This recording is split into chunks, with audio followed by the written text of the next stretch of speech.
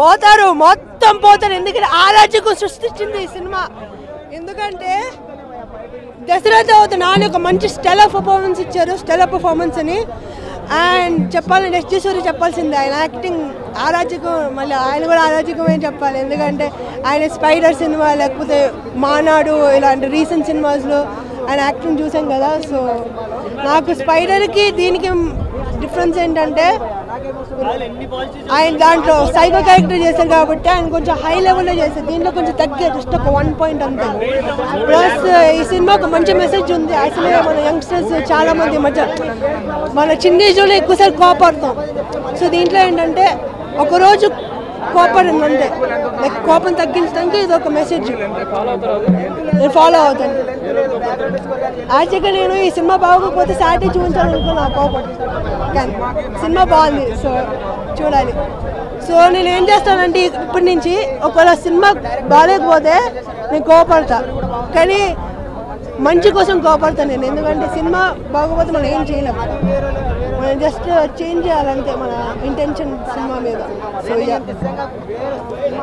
రేటింగ్ని 9.8/10 ఇస్తాను. ఎందుకంటే నాని అనే అతను దశరథ అతను హైనాన తర్వాత ఇలాంటి సినిమా ఇది ఒక హీరో సూపర్ హీరో సినిమా అనిపించింది నాకు. బేసిక్గా చెప్పాలంటే ఇలాంటివన్నీ మనం స్పైడర్ మ్యాన్, సూపర్ మ్యాన్ ఇలాంటి వాటిలో చూస్తాం. ఏంటంటే మన ఇండియన్ నేచర్కి తగ్గట్టు అది కూడా ఒక క్లాత్, ఒక అమ్మ చీర కట్టుకొని ఇలా సూపర్ హీరో అలా చేసుకుని అసలు సూపర్ ఉంది. అసలు ఎస్జే సూర్య యాక్టింగ్ అంటే సుధా ఏంటి సుధా ఇలా చేస్తున్నాడు, వీడు బాత్రూమ్ తక్కువ అడుగుతున్నాడా అన్నట్టు. అసలు ఆయన స్క్రీన్ మీద వస్తేనే గూస్ బంప్స్. చాలా బాగుంది మూవీ చెప్పాలంటే. ఇంకోటి ఏంటంటే అందరికి ఇంట్రెస్టింగ్ ఏంటంటే మూవీ చూడాలని టెంప్ట్ చేసేది ఏంటంటే ఫస్ట్ టైం ఇలాంటి కాన్సెప్ట్ టైటిల్ అనేది చాలా డిఫరెంట్ ఉంది, సరిపోదు శనివారం అనేది. ఆ టైటిల్ చూసి ఏంటంటే అందరూ అరే మూవీ ఏంటి అసలు ఈ టైటిల్ ఎందుకు పెట్టిండు అనేసి కొంచెం ఏమంటారు యాంగ్జైటీతోని కంపల్సరీ మూవీకి వచ్చి చూస్తారు. అండ్ ఇక్కడ ఒక డైరెక్టర్ చెప్పాలంటే ఒక అడ్వాంటేజ్ అయినా ఏం పొందుతుందంటే శనివారం సాటర్డే అని పెట్టింది కదా. జనరల్గా అందరికీ ఆఫీస్ వాళ్ళైనా ఎవరికైనా మనకు తెలిసే సాటర్డే సండేనే ఎక్కువ ఫ్రీ టైం ఉంటుంది. అలా సాటర్డే అలాంటి కాన్సెప్ట్ పైన దానికి వెళ్ళాడు. బట్ మూవీ స్టోరీ లైన్ చాలా బాగుంది చెప్పాలంటే. First main thing is story చాలా బాగుంది.